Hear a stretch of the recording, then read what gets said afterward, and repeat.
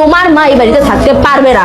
আপনার মেয়ে আমার মাকে এই বাড়ি থেকে বের হয়ে যেতে বলছে। আমার মাকে সে সহ্যই করতে পারতেছে না। আপনি জিজ্ঞেস করেন কেন আমার মাকে সে সহ্য করতে পারতেছে না? আমার মা গরিব, এই জন্য। আমার হাজবেন্ডের অবস্থা দেখছো? ও ওর এই ফুকিনি মাকে বাড়িতে নিয়ে আসছে। আমি তো বিয়ের শুরুতেই বাড়ি থেকে ওনাকে বের করে দিয়েছিলাম, কারণ ওনার সাথে আমি কিভাবে সমাজে চলবো বলো তো? আমার মেয়ে যা বলেছে ঠিকই বলেছে। তোমার মায়ের বেশ পোশাক দেখেছো কি নোংরা?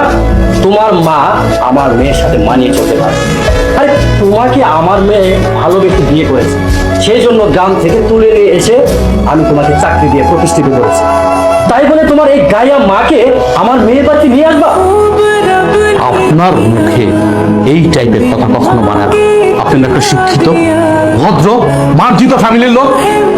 আপনি আপনার মেয়েকে বোঝাবেন কি? উল্টা আপনি দেখাচ্ছে আরেকটা।